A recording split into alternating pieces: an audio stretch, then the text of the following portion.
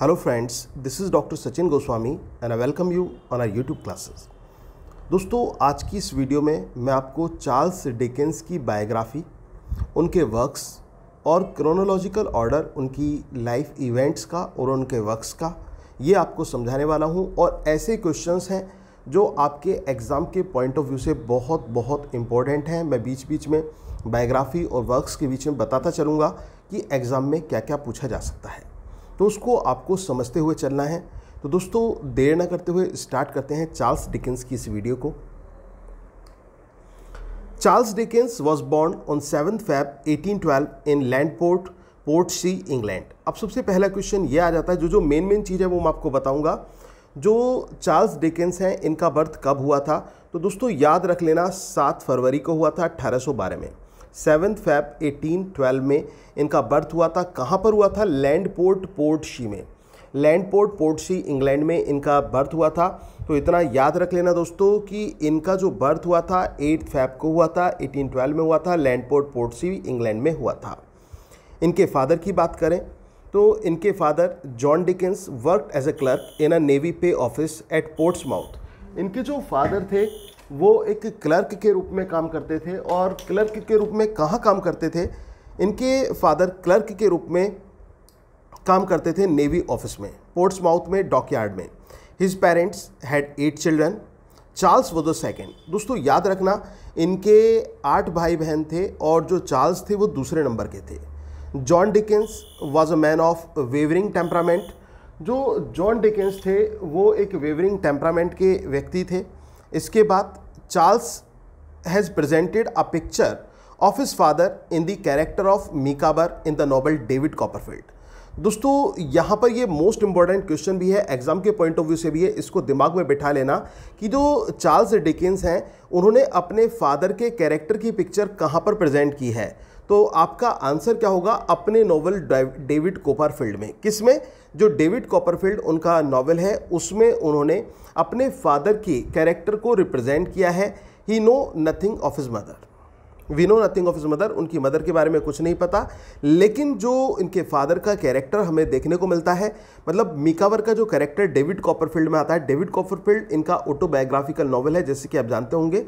जो डेविड की कहानी है, एक ऐसा व्यक्ति, एक ऐसा लड़का जो मतलब अपने परिवार में ही उसका शोषण होता है और फिर उसको सैलेम हाउस में भेज दिया जाता है, वहाँ भी उसका शोषण होता है। हर जगह, मतलब जिसने हर जगह जो है शोषण को देखा, तो उस डेविड की कहानी है, ऑटोबायोग्राफिकल टच है इनकी लाइफ का। तो उसमें मीकावर के कैरेक्टर में हमें ये पिक्चर इनके फादर के कैरेक्टर को देखने को मिलता है। इसके बाद हम आगे बढ़ते हैं। Childhood and early life. His father was constantly in डेब्ट and Dickens saw a great financial hardship as a child. इनके फादर जो थे वो निरंतर कर्ज में डूबे रहते थे और यही कारण था कि जो फाइनेंशियल प्रॉब्लम्स थी वो बहुत ज़्यादा थी। When he was only 2 years old, जब वो मात्र 2 साल के थे, his father was transferred to London. तो इनके फादर जो थे उनका ट्रांसफ़र हो गया लंदन के लिए, and 3 years later to Chatham, और 3 साल बाद कैथम के लिए। His early childhood was spent in Chatham and Rochester where he acquired much knowledge of sea ports and sailors. दोस्तों याद रखना कि इनको सी पोर्ट्स और सेलर की नॉलेज कहाँ ज़्यादा एक्वायर्ड हुई। तो याद आपका रखना कि जो इन्होंने कैथम में अपना जो टाइम स्पेंड किया था रॉस्टर में, तो वहाँ पर इनको सी पोर्ट्स और सेलर की नॉलेज मिली।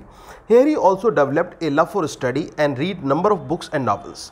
यहाँ पर इनका जो किताबों के प्रति पैशन था वो भी देखा जा सकता है और इन्होंने जो बुक्स और नॉवेल्स को ज़्यादा मात्रा में पढ़ना स्टार्ट किया। Being a boy of delicate constitution, he had no taste even for the mildest of games. ये इनको जो है ना गेम्स का ज़्यादा इंटरेस्ट नहीं था। He preferred to curl himself in a corner with books. इनको एक कोने में किताबें पढ़ना पसंद था। मतलब एक जैसे एक बच्चे को शौक़ होता है वो खेल खेले, गेम्स खेले, तो इनको ऐसा कोई शौक़ नहीं था, इनको तो किताबें पढ़ने का शौक़ था। और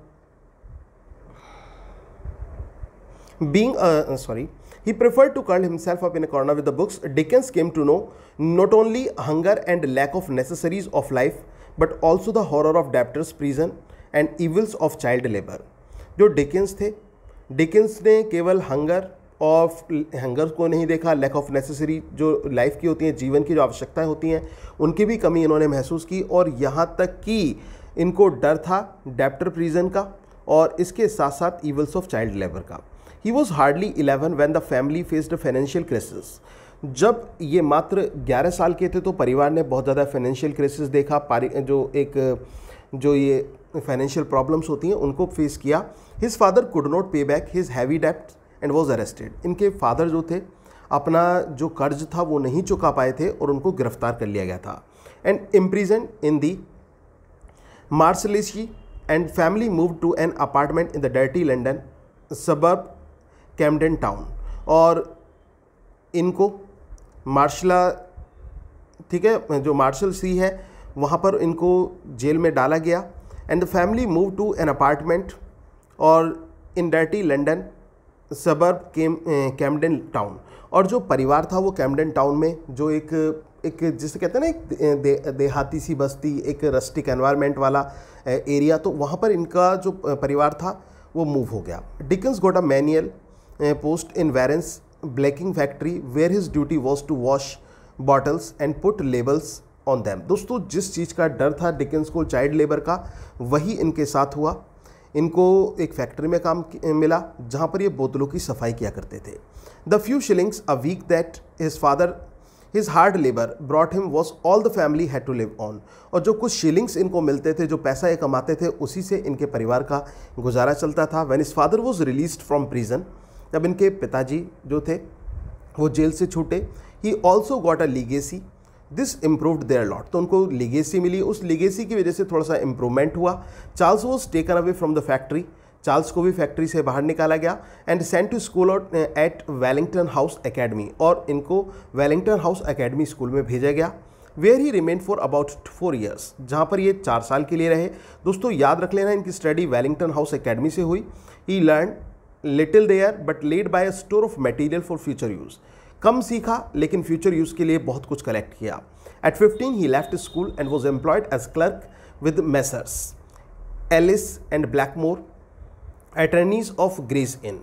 और फिर उन्होंने स्कूल छोड़ दिया और एक क्लर्क के रूप में जो है मेसर्स के साथ ज्वाइन कर लिया, Ellis Blackmore attorneys of Gray इन।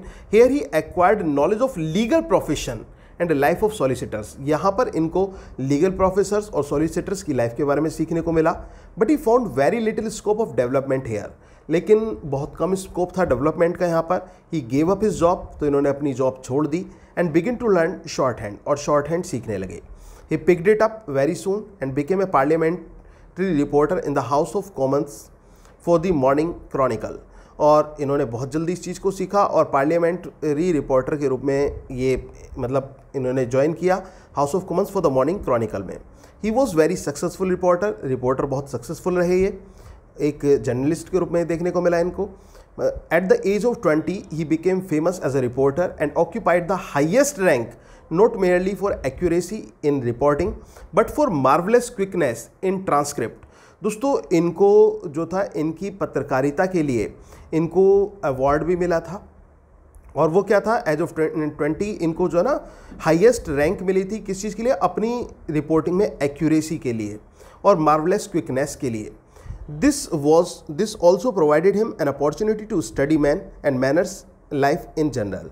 और इस चीज़ ने इनको लोगों की स्टडी करने में, उनके तौर तरीके सीखने में, ठीक है ना, उनके जीवन को जानने में बहुत हेल्प की। फाइनल स्टेज की बात करें तो after 3 years as a reporter Dickens turned literary work in 1833 when he made his first literary contribution under the title Bose। दोस्तों बहुत इंपॉर्टेंट यहाँ पर आ जाता है कि यहाँ पर Dickens turned to literary work in 1833। 1833 की बात है when he made his first literary contribution, जब इन्होंने पहला literary contribution दिया under the title Bose। किसके नाम से? बोज के नाम से। ये पूछा जाता है बोज रेफर्स टू बोज किसको रेफर करता है, तो आपका आंसर होगा चार्ल्स डिकेंस को। देन फॉलोड हिज नॉवेल्स, फिर उसके बाद अपने नॉवेल्स पर आ जाते हैं। For the next 36 years he earn himself fame as a novelist. और आगे के जो 36 साल थे इन्होंने नॉवलिस्ट के रूप में खुद को स्थापित किया। He was asked to represent the town of Reading in Parliament but he politely declined. इनको अपने जो है रीडिंग के लिए पार्लियामेंट में जो है रिप्रेजेंट करने के लिए कहा गया, लेकिन उन्होंने बिल्कुल विनम्रता रूप से मना कर दिया था। He was also invited to visit America where he met with an enthusiastic reception. इनको अमेरिका में भी इन्वाइट किया गया था, जहाँ पर इनको भव्य इनका वेलकम हुआ। He also made a holiday tour of France and Italy. इन्होंने हॉलीडे टूर भी किए फ्रांस और इटली के। In 1869 he started writing his last book the mystery of Edwin Drood. दोस्तों ये भी याद रख लेना, इनका जो पहला वर्क बोस के नाम से और जो इनका लास्ट वर्क यहाँ पर आता है the mystery of Edwin Drood. In 1869 he started writing his last book but it was left unfinished, और ये अनफिनिश्ड छोड़ दिया गया। After the days hard work he was taken suddenly ill, और फिर ये अचानक बीमार पड़ गए। And died in his Gad's hill home, और अपने हिल होम पर इनकी मृत्यु हो गई on June 9, 1870। He was buried by dean Stanley in the presence of his immediate family and few friends in the poets corner Westminster अबे। Westminster अबे में इनको जो है दफनाया गया। और जो कार्लिल हैं इनके बारे में क्या लिखते हैं, the good, the gentle, high gifted, even more friendly, noble Dickens, every inch of him an honest man. So याद रखना, कार्लिल जो है डिकिंस को ईमानदार व्यक्ति कहकर पुकारते हैं। इस तरह से ट्रिकी वे में इसको याद रख लेना, बहुत इंपॉर्टेंट है। ये किसने लिखा है डिकिंस के बारे में, the good, gentle, high gifted, even more friendly and noble Dickens, every inch of him an honest man. तो किसने लिखा है, कार्लिल ने लिखा है। कार्लिल जो है डिकिंस को एक ईमानदार व्यक्ति के रूप में लेते हैं। अब इनके वर्क की बात करते हैं दोस्तों, तो सबसे पहले स्केचेस बाय बोस आता है। क्या आता है, स्केचेस बाय बोस। तो Dickens made his first literary contribution in 1833। Dickens का पहला लिटरेरी कंट्रीब्यूशन हमें कहाँ देखने को मिला, 1833 में देखने को मिला। A series of papers by Boz, ठीक है ना, अ सीरीज ऑफ पेपर्स है by Boz contributed to various magazine, जो अलग अलग मैगजीन्स को कंट्रीब्यूट किया। Their collected edition sketches by Boz was published in 1836। 1836 में जो इनका पूरा कलेक्शन आया, ये 1836 में किस नाम से आया, स्केचेस बाय बोस के नाम से आया। These sketches dealt with life in London. जो स्केचेस हैं वो लंदन की लाइफ को लेकर डील करते हैं। अब फिर क्रिसमस बुक्स की बात करें तो these works comprise many books in which Dickens has try to foster the genuine spirit of Christmas times. तो ये क्रिसमस बुक्स हैं। पिक्चर ऑफ इटली की बात करें, in which describes the experience of his tour to Italy, और अपने जो tour to Italy हैं उसको ये डिस्क्राइब करते हैं इसमें। इसके बाद दोस्तों हमारे जाते हैं इनके नॉवेल्स पर, क्योंकि ये नॉवलिस्ट के रूप में ज़्यादा जाने जाते हैं। और इनका, लेकिन ये भी याद रखना, स्केचेस बाय बोस किसका वर्क है, ये चार्ल्स डिकिंस का है। अब पहला आता है पिकविक पेपर्स। पिकविक पेपर्स की बात करें तो these are humorous papers describing the adventures of Pickwick and his friends. ये ह्यूमरस पेपर्स हैं जो पिकविक और उसके मित्रों की जो एडवेंचर्स हैं उनको डिस्क्राइब करते हैं। Brought him immediate reputation, now he turn complete to writing novels. तो इससे उनको बहुत ज़्यादा रेपुटेशन मिली। इसके बाद दोस्तों ओलिवर ट्विस्ट आता है, Dickens first novel with a purpose. ये डिकिंस का फर्स्ट नॉवल है एक पर्पस के साथ। The centre of the theme is a child poor and lonely. His suffering in the midst of crime and villainy are depicted in the novel, which attacks on the defective system of the working of poor law in England. दोस्तों याद रख लेना, ये किस चीज़, इसकी theme भी यही है कि किस चीज़ को रिप्रेजेंट करता है, His suffering in the defective system of working of poor law in England। जो पुअर लॉ है इंग्लैंड का उसको रिप्रेजेंट करता है ओलिवर ट्विस्ट, ठीक है ना, डिकिंस का first novel with a purpose. फिर इसके बाद निकोलस निकलबाई की बात करें तो also published in instalments, deal with the suffering of children at school. ये किससे डील करता है, ये सफरिंग ऑफ चिल्ड्रन से डील करता है। दोस्तों कम समय है, आपको मैं ऐसी चीज़ें बता रहा हूँ जो एग्जाम में पूछी जाती हैं, तो इनको आप बिल्कुल दिमाग में बिठा लेना, अच्छी तरह से तैयार कर लेना। और इनके जो मोस्ट इंपॉर्टेंट नॉवेल्स हैं उनके कैरेक्टर की लिस्ट भी मैं आपको सेंड कर दूंगा, जिस तरह से मैंने आपको ये इसकी PDF भी बल्कि मैं आपको प्रोवाइड करूंगा दोस्तों। तो आप PDF आपको टेलीग्राम पर मिल जाएगी, तो इसके साथ साथ आप इनको समझते चलें। तो इसमें किस पर अटैक करते हैं Dickens, Dickens attacks the defective system of education prevailing in England. किसमें, निकोलस निकलबाई में। इसके बाद दोस्तों इनका वर्क आता है द ओल्ड क्यूरियोसिटी शॉप। और द ओल्ड क्यूरियोसिटी शॉप में क्या रिप्रेजेंट करते हैं Dickens, is a tale of suffering and hardship of the little Nell and her grandfather. ये लिटिल नेल और उसके ग्रैंडफादर की हार्डशिप को रिप्रेजेंट करता है, ठीक है ना। एक रोमांटिक नॉवल है, coloured lightly by popular sentimentally of the times, the death scene is most pathetic. इसके बाद दोस्तों आता है बार्नाबाई र्यूज, ये एक हिस्टोरिकल नॉवल है इनका। ये किससे डील करता है? एंटी पॉपरी राइट्स ऑफ 1780, जो एंटी पॉपरी जो राइट्स हुए 1780 के जो दंगा फसाद, उससे रिप्रेजेंट करता है। इसके बाद दोस्तों हम बात करते हैं अमेरिकन नोट्स की। Written after his visit to America deals with slavery in America, किससे डील करता है? जो स्लेवरी है अमेरिका की, उससे डील करता है। फिर हम बात करें मार्टिन चुज़लविट, तो बहुत इंपॉर्टेंट है, अक्सर एग्जाम में पूछा जाता है दोस्तों। इसमें क्या डिकेंस रिकॉर्ड करते हैं? Crude impressions of America, Dickens speaks courageously against the system of slavery. इसमें जो सिस्टम ऑफ स्लेवरी है, सिस्टम ऑफ स्लेवरी के अगेंस्ट यहाँ पर डिकेंस बोलते हुए दिखाई पड़ते हैं हमें। फिर इसके बाद दोस्तों इनका वर्क आता है डॉम्बी एंड सन। क्या आता है? डॉम्बी एंड सन। जॉम्बी याद रख लेना, डॉम्बी याद आ जाएगा। ये last of his early novels में से आता है। It deals with artificial life of the city people. ये किसको डील करता है? आर्टिफिशियल लाइफ को डील करता है। दोस्तों याद रख लेना कि जॉम्बीज की लाइफ आर्टिफिशियल होती है, इस तरह से ट्रिक में याद हो जाएगा आपको डॉम्बी एंड सन। इसके बाद दोस्तों हम बात करते हैं डेविड कॉपरफील्ड की। बहुत इंपॉर्टेंट इनका नॉवल है, ऑटोबायोग्राफिकल टच है। तो ये डिकेंस के मैच्योर नॉवेल्स में से की बिगिनिंग को डील करता है। It has been described as semi biography of Dickens, ये सेमी बायोग्राफी की कहलाती है। It is regarded is greatest novel. इनका सबसे ग्रेटेस्ट नॉवल कौन सा है? डेविड कॉपरफील्ड है। और डिकेंस को सबसे ज़्यादा अपना नॉवल यही पसंद था, ये भी ध्यान रख लेना दोस्तों, क्वेश्चन आ सकता है, इससे क्वेश्चन ज़्यादा आने के चांस हैं, तो इसको अच्छी तरह से समझना बहुत ज़रूरी है। Bleak House, though full of fun and humour, it is a satire on the abuses of the old court of Chancery. कहने को तो एक तरफ फुल ऑफ ह्यूमर है, लेकिन ये किस पर अटैक करता है? It is a satire on the abuses of old court of Chancery. Abuses of old court of Chancery को रिप्रेजेंट करता है। There is an attack on law courts and system of law prevailing in his times. तो law courts पर और जो system of law courts था जो उनके समय में था, उस पर उसको ये अटैक करता है। हार्ड टाइम्स की बात करें तो फिर ये मोस्ट इंपॉर्टेंट इनका एक और नॉवेल आ जाता है, one of the most important हम कहेंगे। तो aims at describing the miseries of workers resulting from industrialisation. The book presents the problem of capital and labour with a learning towards labour. तो दोस्तों इसमें कन्फ्लिक्ट दिखाया गया, किसका? कैपिटल और लेबर्स का कन्फ्लिक्ट इसमें देखने को हमें मिलता है हार्ड टाइम में। इसके बाद ये लिटिल डॉरिट की बात करें तो exposes the delays of government institutions. इसमें किसको रिप्रेजेंट किया गया है? जो गवर्नमेंट इंस्टीट्यूशंस के डिले हैं उसको रिप्रेजेंट किया गया है इसमें। इसके बाद दोस्तों आ जाता है a tale of two cities. It is a historical novel which gives a tragic picture of the French revolution, जो कि फ्रेंच रेवोल्यूशन की एक ट्रेजिक पिक्चर को रिप्रेजेंट करता है। फिर आता है हमारा ग्रेट एक्सपेक्टेशन।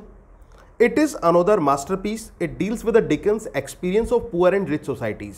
दोस्तों ग्रेट एक्सपेक्टेशन किससे डील करता है? जो डिकेंस का एक्सपीरियंस रहा पुअर और रिच सोसाइटीज़ का, उससे डील करता है। It is the story of a boy Pip who gets mix up with the bad characters. ये पिप की कहानी है जो बैड कैरेक्टर्स के साथ मिक्सअप हो जाता है। इसके बाद दोस्तों हमारा आता है our mutual friend. Our mutual friend की बात करें तो Dickens describes the upper middle class life and barefoot effect of money. इसमें अपर मिडिल क्लास लाइफ को रिप्रेजेंट करते हैं और बेयरफुल इफेक्ट ऑफ मनी को रिप्रेजेंट किया गया है। इसके बाद हमारा लास्ट आता है जो इनका लास्ट नॉवल भी है दोस्तों, द मिस्ट्री ऑफ एडविन ड्रूट।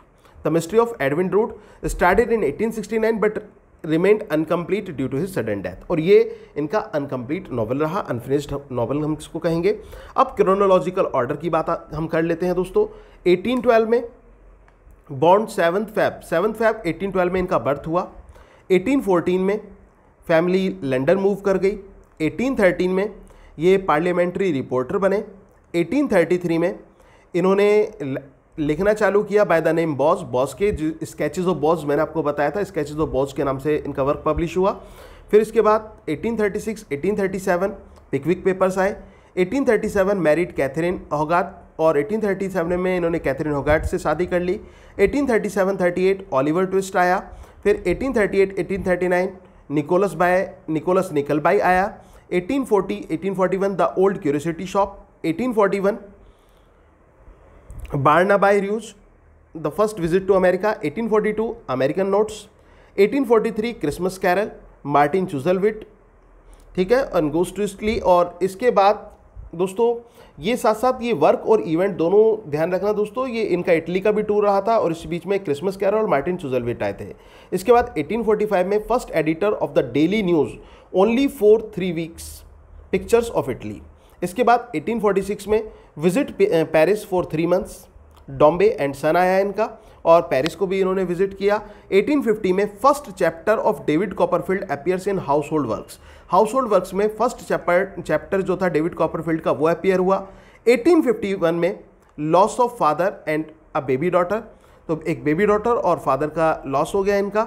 1853 में Bleak House, holiday tour of France and Italy with Wilkie Collins gives first public reading at Birmingham में इन्होंने फर्स्ट पब्लिक रीडिंग की। और 1854 में हार्ड टाइम्स इनका one of the most important novels में से है। 1857 Little Dorrit, 1859 a tale of two cities, 1861 great expectations, 1864 to 65 our mutual friend, 1866 reading tour in Britain and Paris, 1867-68 second visit to America, 1869 begin writing The Mystery of Edwin Drood, left unfinished, and 1870 final touch of the life. Gave his final reading in London on 15th March, taken suddenly ill and died on 9th June 1870 और 9 जून 1870 में इनकी death हो गई। तो दोस्तों ये थी Charles Dickens की बहुत ही स्पेशल और इम्पोर्टेंट क्लास। आप आजमा के देख लेना एग्जाम में कि एग्जाम में चार्ल्स डिकेंस से अगर जो क्वेश्चंस आपको देखने को मिलेंगे तो इससे बाहर नहीं होंगे। तो इस तरह से मैंने आपको समझा दी है, सभी नॉवेल्स की थीम मैंने आपको बता दी कि किस नॉवेल की क्या थीम रही, इनका क्रोनोलॉजिकल ऑर्डर आपको बता दिया, इनकी लाइफ का जो बैकग्राउंड था वो आपको बता दिया। उम्मीद है कि आपको ये जो क्लास है अच्छी लगी होगी। अगर दोस्तों आपको क्लास अच्छी लगी हो तो प्लीज़ वीडियो को लाइक जरूर करें और कमेंट बॉक्स में रिप्लाई देकर भी जरूर बताएं। Thank you very much, yours doctor Sachin Goswami.